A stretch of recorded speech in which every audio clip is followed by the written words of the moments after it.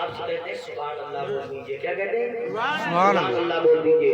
آقا کریم علیہ الصلوۃ والتسلیم کی حدیث پاک میرے آقا ارشاد فرماتے ہیں کہ جس نے ایک مرتبہ سبحان اللہ کہا اس کے نام اعمال میں 90 نیکیاں لکھی جاتی ہیں. رسول کریم صلی اللہ علیہ وسلم کی حدیث پاک آقا فرماتے ہیں ایک مرتبہ سبحان اللہ اگر کوئی مومن کہہ دے دل سے تو اس کے نام سے جنت میں ایک پیڑ لگوا دیا جاتا ہے. اور میرا ایمان یہ کہتا ہے سنیں جب کوئی سبحان اللہ بولتا ہے تو قسم خدا کی اس کے زبان سے جو ترنے لبوں سے نکلتی ہیں وہ عرش اعظم سے جا کر ٹکراتی ہیں. جب عرش اعظم سے وہ کرنے ٹکراتی ہیں تو عرش اعظم کے نیچے جو فرشتہ مقرر ہے جس کے پروں پر جس کے کاندھے پر عرش اعظم ہے وہ فرشتہ تھرتھراتا ہے ڈگمگاتا ہے اس کے پر کانپنے لگتے ہیں. رب کی بارگاہ میں عرض کرتا مولا تیرا عرش اعظم کیوں جھوم رہا ہے؟ رب کائنات ارشاد فرمائے گا اے فرشتوں گواہ ہو جاؤ میرے بندوں نے فرش زمین کے اوپر میرے محبوب کی مرضی کو سجا کر کے سبحان اللہ کی تسبیح کو باندھ کیا ہے. جو اسی کی خوشی میں عرش اعظم جھوم رہا ہے اسی کی خوشی میں. اور عرش اعظم کے جھومنے کی خوشی میں میں نے اپنے بندوں کے گناہوں کو معاف فرما دیا. اب سن لیجیے اپنے بندوں کے گناہوں کو معاف فرما دیا. تو قرآن کی جس آیت کو میں نے پڑھا فاذکرونی اذکرکم واشکرونی ولا تکفرون. اللہ قرآن میں ارشاد فرماتا ہے تم میرا ذکر کرو میں تمہارا ذکر کروں گا. تم مجھے یاد کرو گے میں تمہیں یاد کروں گا. اللہ فرماتا ہے تم پر سے زمین کے اوپر میرے محبوب کی منزل کو سجاؤ گے میں تمہارا ذکر فرشتوں میں کروں گا. تم میرا ذکر پر سے زمین میں کرو گے میں تمہارا ذکر ملائکہ میں کروں گا. تم میرا ذکر پر سے زمین میں کرو گے میں تمہارا ذکر عرش اعظم پہ کروں گا.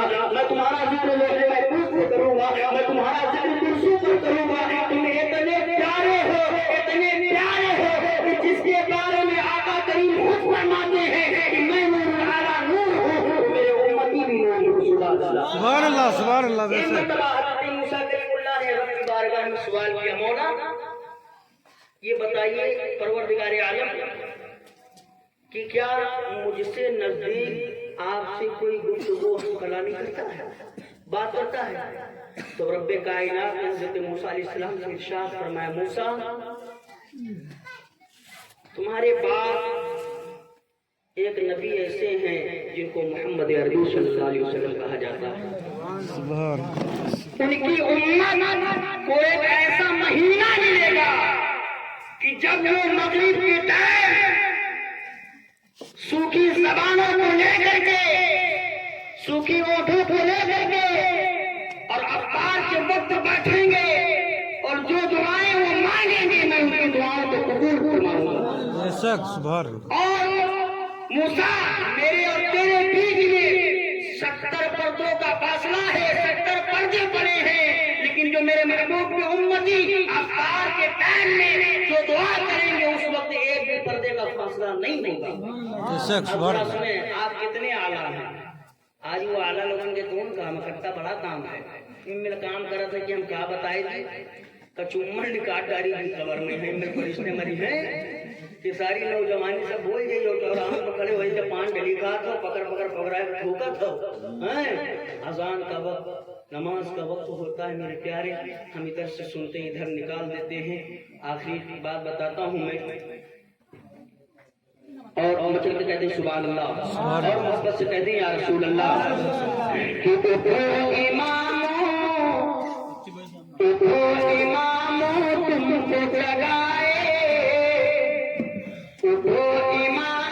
تم کو جگائے اور تجھے صبح کی اذان بلائے تو اب تک سو رہا ہے. سبحان اللہ اب تک سو رہا ہے. پیغام میں اپنے بھائیوں کے لیے دے رہا ہوں جو آج اپنے بسترے پر سو رہے ہیں کل ان کو راحت قبر میں حشر میں نہیں ملنے والی. میرے پیارے سنیں کہ اماموں تم کو جگائے اور تجھے فجر کی اذان بلائے تو اب تک سو رہا ہے. سبحان اللہ سبحان اللہ. آج میرا شریف ہے تو اعلان بار بار کیا جاتا ہے لیکن سننے نہیں آتے. سنو کہ یاد الہی